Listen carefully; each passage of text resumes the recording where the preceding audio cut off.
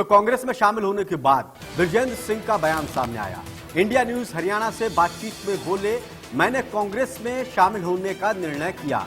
चौधरी साहब समर्थकों की राय पर फैसला लेंगे, वो अपने पिता को कहते हैं। मैंने कांग्रेस में शामिल होने का निर्णय लिया है। चौधरी साहब अपने समर्थकों से बातचीत करेंगे, उसके बाद चौधरी बीरेंद्र सिंह फैसला लेंगे। वहीं कांग्रेस में शामिल होने के बाद विजेंद्र सिंह ने इंडिया न्यूज हरियाणा से बातचीत की और उसमें कहा कि उन्होंने कांग्रेस में शामिल होने का निर्णय लिया और उनके पिता चौधरी बीरेंद्र सिंह अपने समर्थकों से बातचीत करने के बाद आगे का फैसला लेंगे। के साथ हैं सांसद विजेंद्र सिंह जी। सर, आज आपने कांग्रेस पार्टी में आप शामिल हुए हैं। सबसे पहले तो भाजपा में मौजूदा सांसद थे, पैनल में आपका नाम था और मजबूती में सबसे ऊपर नाम था, फिर क्या कारण भाजपा अलविदा करके कांग्रेस में शामिल हुए?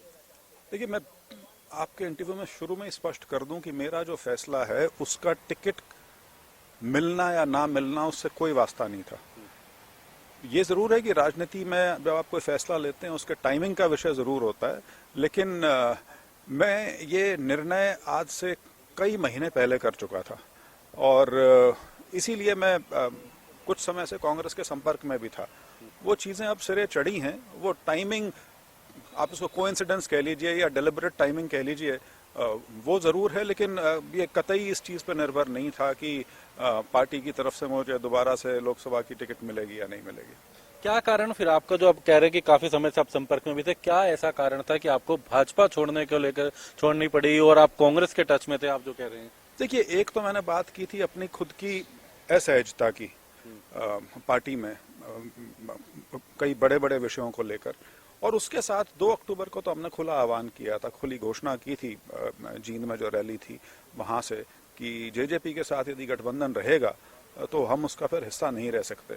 सो उसको आप ट्रिगर मान लीजिए और उसका आज फैसला जो है वो इस सूरत से आया है कि मैंने पार्टी से इस्तीफा दिया और कांग्रेस ज्वाइन की। लेकिन बीजेपी तो स्पष्ट कर रही है हम 10 के 10 सीटों पे कमल के फूल पर लड़ेंगे, तमाम बातें वो रख रहे हैं। देखिए, ये बातें कहने की और हैं, निभाने की और हैं। आज के दिन भी गठबंधन कायम है, सरकार में हिस्सेदारी है, तो गठबंधन तो है। सीट देंगे नहीं देंगे वो तो वही वाली बात आ जाएगी कि अगर वो सीट उनको एक भी ना दें फिर भी वो गठबंधन में बने रहें, तो ये तो उनके वो आत्मसम्मान को चुनौती दे रहे हैं ना कि तुम्हें कुछ नहीं दे रहे, जाना हो तो जाओ। लेकिन गठबंधन तोड़ा तो नहीं गया, अभी भी है। हम एक बात करें, चौधरी बीरेंद्र सिंह, उनका क्या निर्णय रहेगा? हालांकि वहां पर ये कहा गया कि वो भी जल्द एक बड़ी रैली के माध्यम से आएंगे, लेकिन आप क्या जानना चाहेंगे, क्या कुछ आगे? नहीं, निर्णय देखिए, जो आज कदम मैंने उठाया है वो कदम उस 2 अक्टूबर की घोषणा से ही निकला था और वो घोषणा चौधरी साहब ने की थी। हम जितने भी लोग वहां थे सारे उस निर्णय में हम भागीदार थे। मैंने अपना निर्णय आज ले लिया है और चौधरी साहब की राजनीति हमेशा लोगों की राजनीति रही है। लोगों के बीच रह के अपने साथियों के साथ और अपने समर्थकों के साथ जो बात उभर के आए उसके आधार पे वो फैसला करते हैं और जल्द ही एक जनसभा करके उसमें निर्णय लेंगे वो।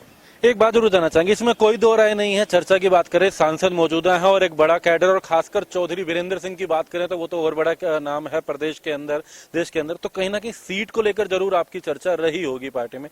क्या लोकसभा में हम देखेंगे जल्द जो नाम ऐलान होंगे अगले कुछ दिनों में कांग्रेस में? नहीं, मैंने किसी प्रकार से, जैसे आप बीजेपी का चर्चा कर रहे थे ना, मैंने बीजेपी में प्रयास किया था कि मुझे दोबारा टिकट दी जाए, ना मैंने कांग्रेस से बातचीत में इस प्रकार की कोई भी शर्त या कंडीशनैलिटी रखी है कि मुझे क्या मिलेगा या नहीं मिलेगा। लेकिन हमारे पास तो नाम आने लगे कि हिसार से या सोनीपत से उम्मीदवार बना सकते हैं विजेंद्र सिंह जो है उनको। ये तो 6 महीने से मैं बीजेपी में भी सुन रहा था कि मेरा नाम सोनीपत से भी सोचा जा रहा है, तो ये तो अटकलबाजी है, इनमें कुछ नहीं होता। जब तक कोई चीज आधिकारिक तौर पे कहीं से ना कही जाए या कोई फैसला ना लिया जाए उसको किसी स्पष्टता के साथ आप हाँ या ना नहीं कह सकते उसके बारे में। आज यहाँ हम देख रहे थे, बाहर आतिशबाजी हो रही थी, पटाखे लड्डू बट रहे थे, यही चीज किसी एक और राजनीतिक दल में भी हो रहे हैं और बाकायदा ट्वीट भी किया गया है, दर दर पे जाकर दुआ बदलते हैं लोग, खुद नहीं बदलते, खुदा बदलते हैं।